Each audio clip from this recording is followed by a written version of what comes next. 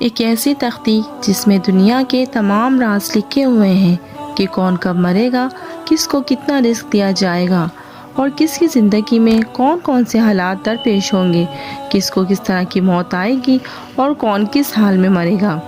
الغرض دنیا کے تمام حال اس تختی پر درپیش ہیں۔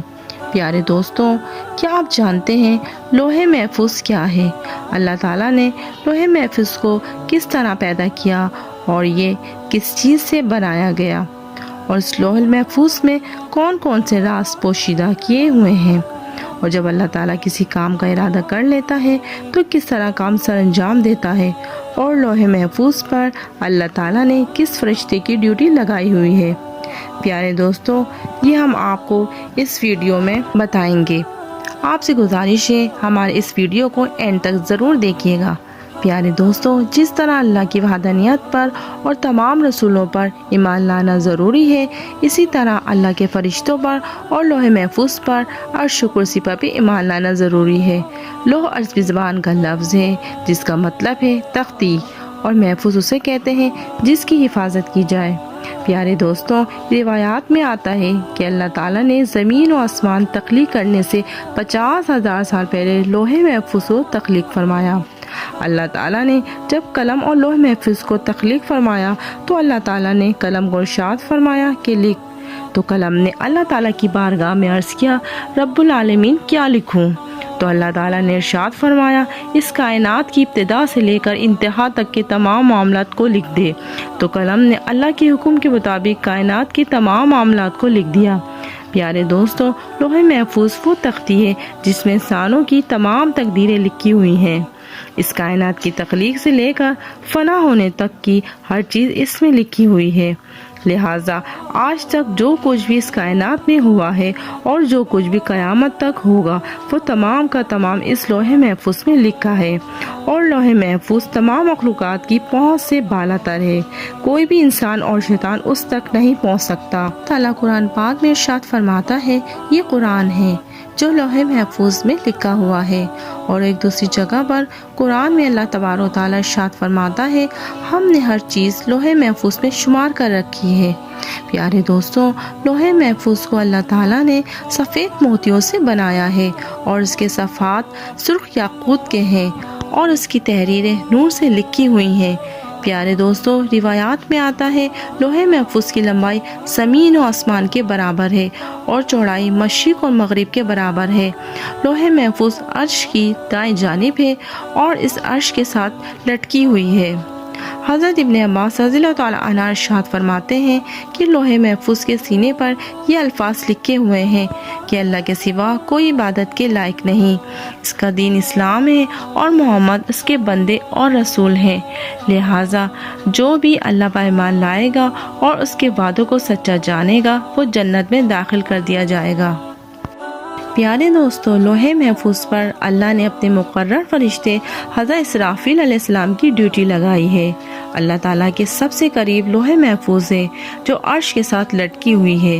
جب اللہ تعالیٰ کسی چیز کا ارادہ فرماتا ہے تو لوح محفوظ میں لکھ دیتا ہے، اور یہ لوح محفوظ حضرت اسرافیل علیہ السلام کے ماتھے کو آ کر ٹکراتی ہے، جبکہ حضرت اسرافیل علیہ السلام اللہ تبارک و تعالیٰ کی عظمت کی وجہ سے اپنے سر کو جھکائے ہوئے ہیں اور اپنی نظروں کو نہیں اٹھاتے۔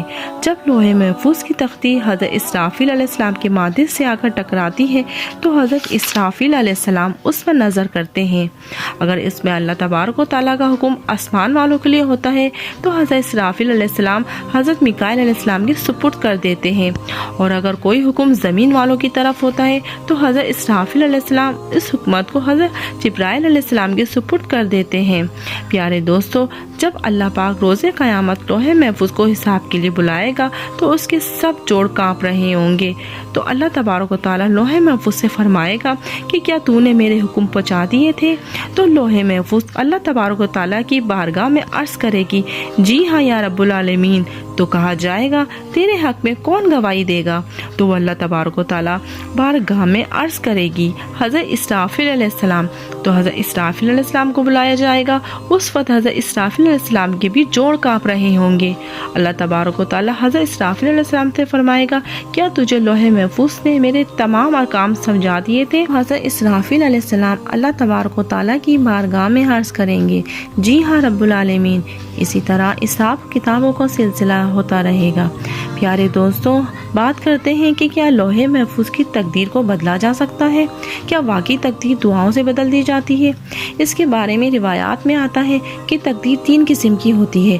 پہلی تقدیر وہ ہوتی ہے جو عام انسانوں کی دعاؤں کی وجہ سے اللہ تبارک و تعالیٰ بدل دیتا ہے۔ دوسری تقدیر وہ ہوتی ہے جو اللہ اپنے خاص بندوں یا اپنے انبیاء کرام کی دعاؤں کی وجہ سے بدل دیتا ہے۔ ان 2 قسموں کے اندر تو تقدیر کو بدلا جا سکتا ہے، لیکن تقدیر کی تیسری قسم وہ تقدیر ہے جو لوح محفوظ پر تحریر ہے۔ اس تقدیر کو نہیں بدلا جا سکتا، حتیٰ کہ لوح محفوظ پر لکھی ہوئی تقدیر کو تبدیل کرنے کے لیے کوئی نبی بھی دعا کرنا چاہے تو اللہ تبارک و تعالیٰ اسے روک دیتا ہے۔ پیارے دوستوں، اس سے معلوم ہوا ہے کہ لوح محفوظ پر جو کچھ بھی لکھا ہوا ہے اس میں کسی بھی قسم کی تبدیلی نہیں ہو سکتی، اور لوح محفوظ پر لکھی ہوئی تقدیر کو کسی طرح بھی بدلا نہیں جا سکتا۔ البتہ کچھ تقدیریں ایسی ہوتی ہیں جس کو اللہ تبارک و تعالیٰ صحیفوں کی شکل میں فرشتوں کو عطا فرماتا ہے، تو وہ تقدیریں اللہ کے نیک بندوں، اولیاء کرام اور اللہ تبارک و تعالیٰ کے انبیاء کرام کی دعاؤں سے تبدیل ہو جاتی ہے۔ اللہ تبارک و تعالیٰ سے دعا ہے کہ اللہ تبارک و تعالیٰ ہمارے تمام صغیرہ و کبیرہ گناہوں کو معاف فرمائے اور اپنے پیارے حبیب محمد مصطفیٰ صلی اللہ علیہ وآلہ وسلم کی شریعت کے مطابق زندگی گزارنے کی توفیق عطا فرمائے۔ آمین یا رب العالمین۔